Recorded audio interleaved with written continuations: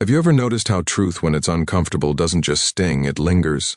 Aristotle had that kind of truth, the kind that doesn't care if it fits your feelings, the kind that looks you dead in the eye and dares you to disagree. And nowhere did his honesty cut deeper than when he turned his gaze toward the nature of women.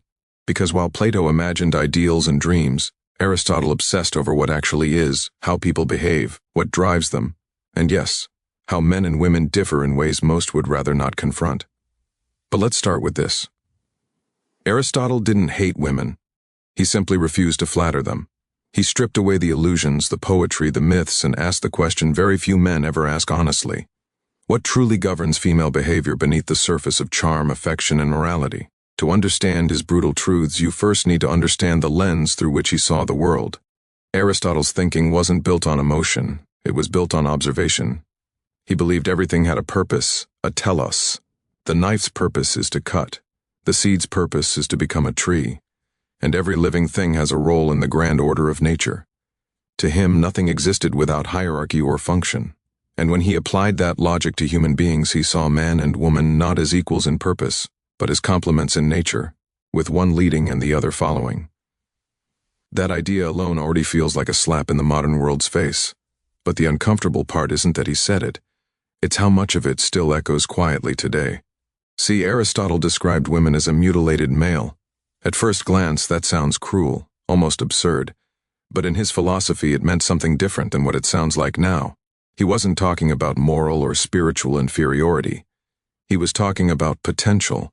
To him, the male embodied the active principle, the form that shapes matter. The female was the passive principle, the matter waiting to be shaped. In other words, the male's essence was direction, the female's reception. Now, that might sound like biological nonsense to modern ears, but what's fascinating is how that framework shaped how he saw every relationship between men and women thereafter. For Aristotle, men were creators of laws, of families, of civilization itself. Women were the vessels through which continuity happened, but not necessarily the architects of it. It's not equality, it's hierarchy, one rooted in natural function, not social preference. But here's where it gets interesting. Aristotle wasn't blind to women's power. In fact, he considered it dangerous, because what men achieved through reason, women achieved through influence. He believed women's strength wasn't in logic, but in emotional persuasion, the ability to guide, manipulate, or undermine, through affection, guilt, or desire.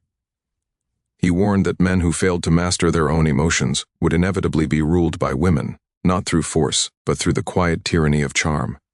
And doesn't that sound eerily familiar? How often are people, especially men, led astray, not because of open defiance, but because of emotional compliance?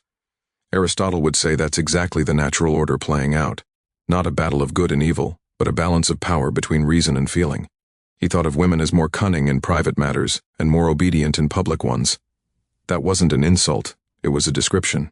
He observed that while men built systems and ideas, women mastered the unseen terrain, relationships, alliances, subtle influence, the kind of power that doesn't wear a crown but still decides who gets to wear one. And when you strip away centuries of social evolution, that insight still feels alive. Behind the most disciplined man often lies the woman who understands how to steer his energy without ever raising her voice. Aristotle saw that not as coincidence but as nature, each gender using the tools given to them by instinct. Yet it's crucial to understand something. Aristotle's truths weren't moral judgments. He wasn't saying women should behave this way. He was saying they do. He didn't write with hope. He wrote with observation, and that's what makes his work sting. It doesn't flatter anyone.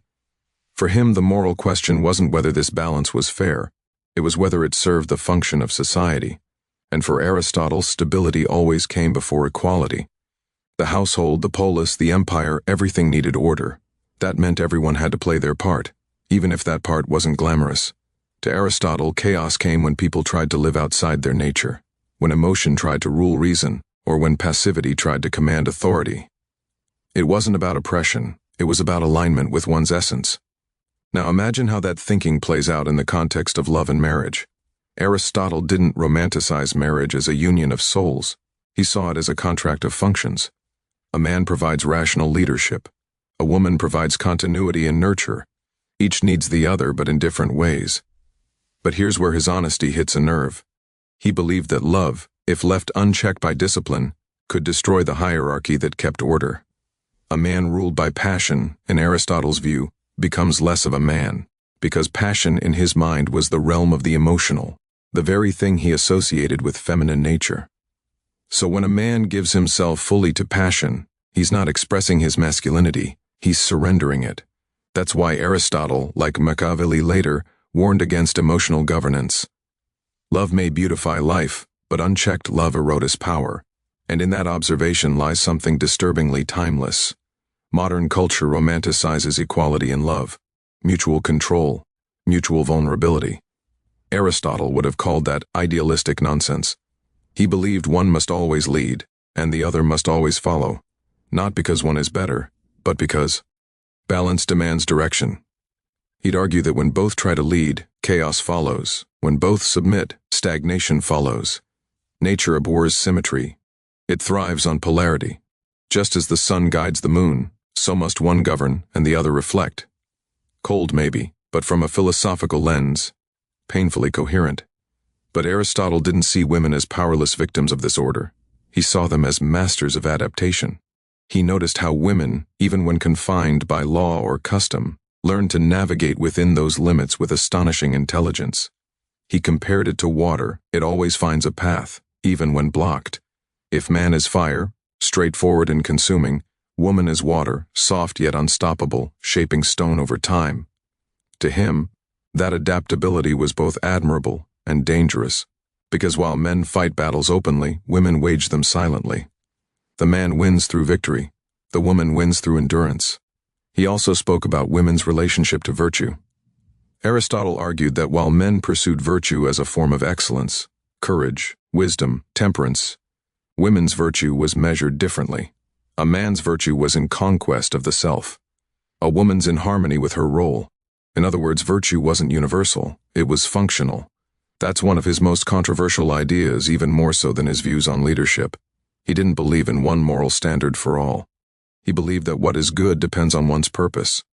So, a woman who fulfills her natural role is virtuous, just as a man who fulfills his is. It's not fairness, it's function. That idea reshaped ethics for centuries, quietly influencing how societies defined goodness long after his death. But beneath all this harsh logic, there's an irony people often miss.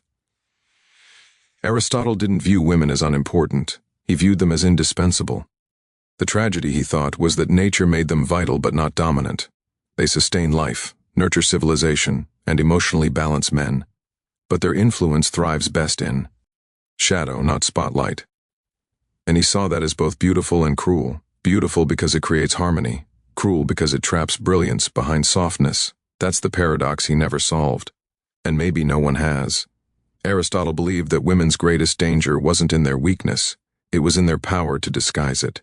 He thought the female mind had a way of bending strength into subtlety, turning dependence into control. A woman, he'd say, might appear to yield, but her surrender is often strategy. When a man thinks he's leading, she may already be steering him toward where she wants him to go. That wasn't a compliment or a critique. It was an observation of nature's quiet cunning. The male charges ahead. The female endures, adapts, survives. In that balance, Aristotle saw both beauty and threat. He admired women's endurance the same way one admires the sea. It can look calm, but it has no real master. He wrote that women are more prone to pity, to jealousy, to fear, and to complaint. But those weren't moral flaws to him. They were evolutionary traits. Pity because women understand suffering as part of their role in creation. Jealousy because they must protect what they nurture. Fear because security is survival. Complaint because expression is power when strength is not. Every emotion Aristotle listed had a purpose. The male ideal was stoic and rational, but that came at a cost. Detachment. The female ideal was emotional and perceptive, but that came with manipulation. Neither was perfect. Both were instruments in nature's design. He'd probably laugh at modern arguments about superiority. To him, asking whether man or woman is better would be like asking whether the heart is better than the brain. They serve different ends. But what makes Aristotle's truths so enduring isn't just his cold analysis. It's how uncomfortably accurate they can still feel when stripped of their ancient language.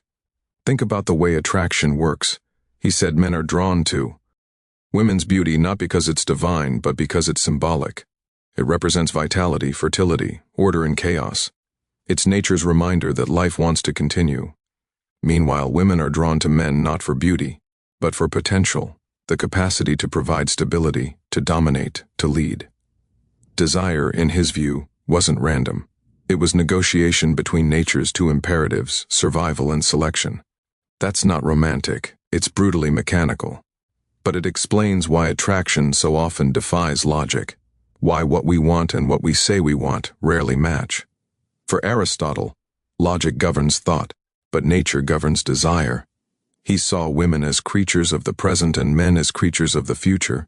Men build toward goals, women secure what exists. That's why in his mind women often appeared more practical in daily life.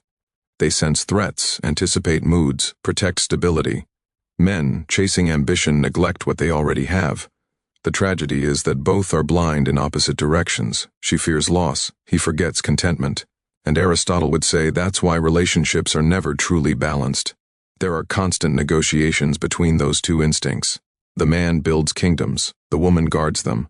Both roles are necessary yet forever in tension. But here's the twist that often gets lost. Aristotle didn't entirely trust men either. He believed most men, if left to their passions, become weaker than the very women they claim to lead. He warned that emotional indulgence was the enemy of reason, and that men who sought constant validation from women would lose the natural hierarchy of their own soul. Because the first order of leadership isn't over others, it's over oneself. And when that inner structure collapses, everything else follows. He believed women's emotional nature made them vulnerable to passion, but men's pride made them slaves to it. So in the end, both are ruled by something, one by feeling, the other by ego. That's why he insisted on discipline, not dominance. He wasn't telling men to crush women, he was telling them to master themselves. Because when a man governs his impulses, he becomes stable. And when he's stable, he naturally commands respect, not through power, but through presence. A woman, Aristotle would say, doesn't truly admire strength unless it's self-contained. The loudest men impress no one. The controlled ones shape worlds. He saw women's attraction to order as instinctive. They seek in men the same balance they lack in themselves. It's nature's way of creating unity out of difference. If you think about it, that observation stretches far beyond romance. It seeps into politics, art, even culture. Societies built entirely on emotion collapse into chaos. Societies built entirely on logic decay into coldness. The same dynamic plays out between genders. The feminine impulse preserves life. The masculine impulse gives it direction. But when either side forgets its nature, everything falls apart. Aristotle's brilliance wasn't in dividing the sexes. It was in seeing the invisible rhythm between them. He once said that the female is more compassionate but less courageous, and people interpret that as insult. But to him, compassion was courage, just a different kind. The courage to endure, to nurture, to withstand uncertainty.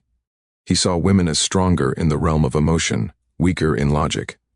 Men the opposite. Each excels where the other falters.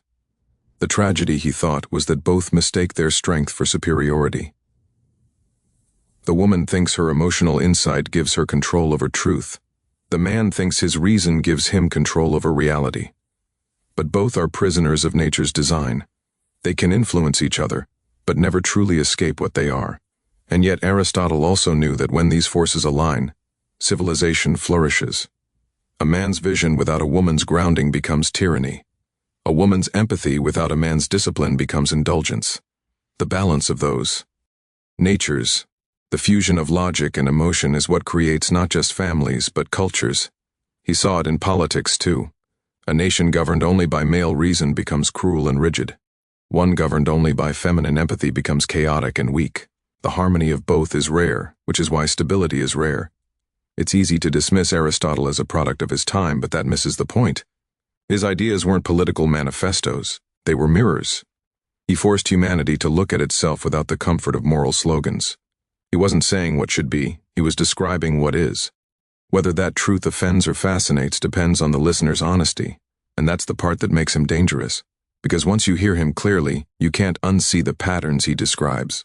You start noticing them in how people love, how they fight, how they lead, how they pretend to be free from nature while still obeying its every law. Aristotle's world may have been ancient, but his realism still unsettles the modern mind. We tell ourselves we've evolved past gender roles, past instincts, past hierarchy, but scratch beneath the surface, and you'll find the same ancient dance, just dressed in different words. The power games, the emotional leverage, the chase for control. They haven't disappeared, they've just learned to speak the language of equality. And maybe that's what he would find most amusing, that we've traded honesty for politeness and in doing so lost the clarity he spent his life chasing. To him, truth wasn't supposed to make you comfortable. It was supposed to make you aware. And awareness in his world was the first step to mastery.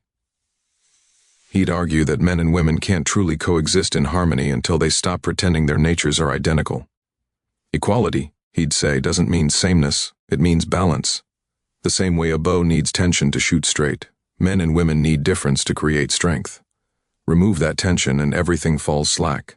Keep it balanced and everything moves forward. And that's the uncomfortable brilliance of Aristotle. He understood that the human world only works when opposites collide in cooperation, not in denial. He never sugarcoated it. In his eyes, men and women were bound by a contract written not by law, but by nature itself. That contract isn't about fairness, it's about function. He'd say nature doesn't care about justice, it cares about balance, and balance doesn't always feel fair, but it endures. It's what keeps the seasons turning, empires rising, and families surviving when love alone is not enough. He would have scoffed at modern people for thinking feelings could rewrite biology. He'd say, you can change customs, you can change laws, but you can't change the invisible architecture of desire and instinct. Men are drawn to beauty because it promises continuation. Women are drawn to strength because it promises security, and both, he'd insist, are bound by the same paradox. They need what they can never fully understand in the other. That's why attraction is as much about mystery as it is about compatibility. Aristotle saw that tension as the essence of life itself. Every living thing exists in struggle, male and female, reason and emotion, chaos and order. Without that struggle, existence becomes sterile. It's not the war between the sexes that destroy civilization, he'd say. It's the refusal to play the roles nature assigned. But even he couldn't escape the contradiction buried inside his own logic. If women are naturally passive, why do they wield such subtle power? If men are naturally rational, why do they so easily fall under emotion spell? It's because, as he admitted, nature loves irony. It hides strength inside what looks like weakness, and weakness inside what looks like strength. The woman's quiet endurance can outlast any man's ambition. The man's rational order can collapse under the weight of a single longing look. He saw that as proof that nature doesn't care about human pride. It builds equilibrium, not ego. That's also why Aristotle thought the greatest form of love wasn't passion, it was respect. Passion burns, but respect sustains. When a man respects a woman, he acknowledges her role in nature's design without trying to reshape her into a version of himself. When a woman respects a man, she allows his structure to lead without trying to drain it of its discipline. It's not submission, it's cooperation. But he also warned that this harmony is fragile. It requires self-control, honesty, and the humility to know one's limits. He saw that most people lack all three, which is why most relationships decay, not from betrayal, but from misunderstanding the balance of their own natures. He described the ideal household as a miniature state. The man rules not as a tyrant, but as a governor of reason. The woman influences not through decree, but through persuasion. Both have power, but in different currencies. The man commands the external world, decisions, production, order. The woman commands the internal, emotion, loyalty, continuity. And if either tries to trade currencies, both economies collapse. That's how Aristotle saw it. To him, rebellion against nature wasn't liberation, it was disintegration. He would look at today's culture and see a fascinating experiment, a civilization trying to erase difference, believing sameness will bring peace. But he'd warned that the cost of denying nature is always hidden and it's always high. When you remove tension, you remove growth. When you remove polarity, you remove attraction. When everyone becomes everything, no one becomes anything. His truths sting because they imply that harmony doesn't come from equality. It comes from mutual acceptance of inequality and function. Each side needs the other, but neither can be the other. He believed women's wisdom often came from intuition rather than logic, a kind of knowing that bypasses reason. It's what allows mothers to sense danger. before it's visible. Lovers to detect lies without proof. Men, on the other hand, build understanding through deduction, through systems, through visible patterns. The irony is that both forms of wisdom are incomplete without the other. Intuition without logic is superstition. Logic without intuition is blindness. That's why he saw unity between the sexes as the foundation of civilization itself. When either tries to dominate, humanity leans toward chaos. And that's where Aristotle's brutal honesty still cuts deep. He believed civilization decays when emotion begins to rule reason. But what few remember is that he didn't mean only women by emotion. He meant the emotional impulses in all people, men included, the lust for comfort, the craving for validation, the surrender to pleasure. He thought that when men lose discipline, they invite the same emotional tyranny they once projected onto women. That's the irony of his entire worldview. It's not misogyny. It's a warning to both genders. The moment either forgets what makes them distinct, they both fall. He once compared moral order to music. Each note alone means little. It's their difference in timing that creates harmony. A man's role and a woman's role are like melody and rhythm. Remove either, and the song collapses. The problem, he thought, wasn't that people were unequal. It's that they didn't understand the beauty in their inequality. Harmony doesn't come from sameness. It comes from contrast that complements, not competes. And perhaps his most haunting insight was this. Nature hides truth behind attraction. The very thing that draws men and women together also blinds them to each other's reality. A man sees beauty and thinks he understands the woman who carries it. A woman sees strength and thinks she understands the man who wields it. Both fall for symbols, not for substance. And when the illusion fades, they blame betrayal, not biology. Aristotle believed wisdom begins the moment you stop being surprised by human behavior. Once you understand the forces behind desire, loyalty, fear, and power, you stop expecting people to act against their nature. You start seeing them as they are, not as you wish they'd be. That's what he meant by brutal truth. It's not cruelty, it's clarity. To look at human nature without moral makeup, without the perfume of poetry, and still find meaning in it. He knew that pretending away difference doesn't elevate humanity, it weakens it. Because truth, no matter how hard, is the only ground solid enough to build on. And maybe that's why his words, thousands of years old, still unsettle modern minds. Because deep down, no matter how advanced we become, we still play by the same ancient script. Reason and emotions circling each other. Attraction and fear holding hands. Men and women trying to rule what was never meant to be ruled, only understood. Aristotle didn't write for comfort, he wrote for clarity. And clarity by its very nature is ruthless.